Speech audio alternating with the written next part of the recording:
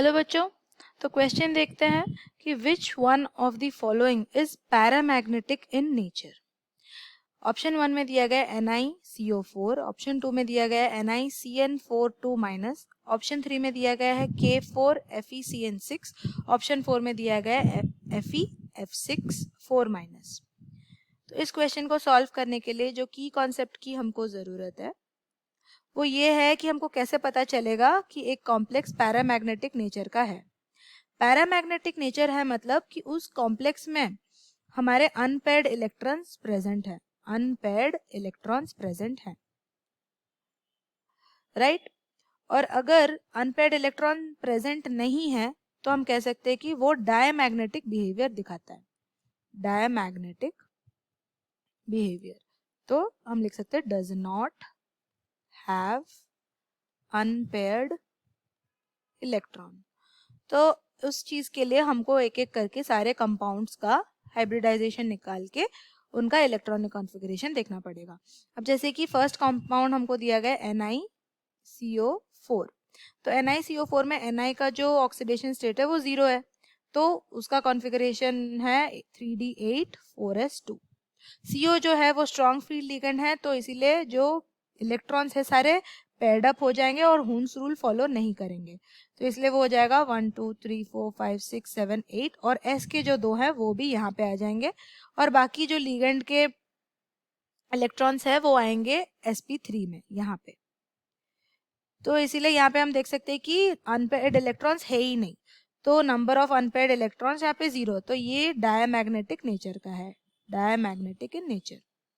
Second compound देखते हैं, हमको दिया गया है NiCN4 माइनस, NiCN4 माइनस। यहाँ पे जो Ni का ऑक्सीडेशन स्टेट है वो +2 है, +2 है यानी कि इसका इलेक्ट्रॉनिक कॉन्फ़िगरेशन हो जाएगा 3D8 4s0। अब 3D8 4s0 को अगर हम सजाएंगे तो यहाँ पे ऐसा हो जाएगा 1 2 3 4 5 6 7 8, बट Cn क्योंकि हमारा स्ट्रॉन्ग फील्ड लिगेंड है तो इसलिए यहाँ पे भी पेयरिंग हो जाएगा, तो ये दो इलेक्ट्रॉन्स जो है वो भी पेयर्ड अप हो जाएंगे ऐसे, राइट। तो यहाँ पे जो बाकी के जो लिगेंड्स के इलेक्ट्रॉन आएंगे वो यहाँ आएंगे, यहाँ आएंगे, और यहाँ पे जो P है वहां आएंगे, DsP2 हाइब्रिडाइजेशन होगा। तो यहाँ पे भी हम देख सकते हैं कि नंबर ऑफ अनपेयर्ड इलेक्ट्रॉन 0 है, तो ये भी डायमैग्नेटिक इन नेचर है। अब थर्ड कॉम्प्लेक्स की तरफ चलते हैं। थर्ड कॉम्प्लेक्स हमारा दिया गया है K4FeCN6।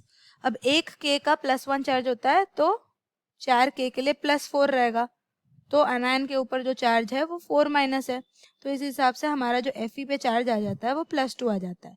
तो जब +2 आता है तो Fe का जो कॉन्फ़िगरेशन रहेगा वो रहेगा 3D6 4s0, एंड Cn हमारा स्ट्रॉन्ग फील्ड लिगेंड है, तो क्योंकि वो स्ट्रॉन्ग फील्ड लिगेंड है तो अभी हुन्स रूल फॉलो नहीं होगा, तो जो 6 इलेक्ट्रॉन्स है वो ऐसे रह जाएंगे, और जो बाकी के लिगेंड वाले इलेक्ट्रॉन्स हैं वो D2sp3 ऑक्यूपाई करेंगे ऐसे।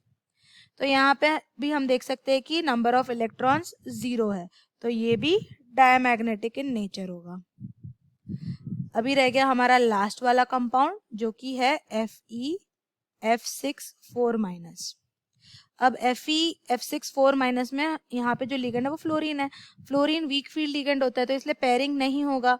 यहाँ पे Fe का जो ऑक्सीडेशन स्टेट है वो +2 है, तो यानी कि 3D6 ही रहेगा, बट डिफरेंस इतना है कि यहाँ पे पेयरिंग नहीं होगा, तो क्योंकि पेयरिंग नहीं हो रहा है तो यहाँ पे हुन्स रूल फॉलो होगा, तो फॉलो हो रहा है, तो यहाँ पे हम देख सकते हैं कि 4 इलेक्ट्रॉन्स हमारे अनपेयर्ड है, तो नंबर ऑफ अनपेयर्ड इलेक्ट्रॉन्स 4 है, तो इसीलिए हम कह सकते हैं कि क्योंकि अनपेयर्ड इलेक्ट्रॉन्स प्रेजेंट हैं इसीलिए this is paramagnetic in nature, paramagnetic, इसलिए option 4 is our correct answer. I hope you understand the solution. Thank you.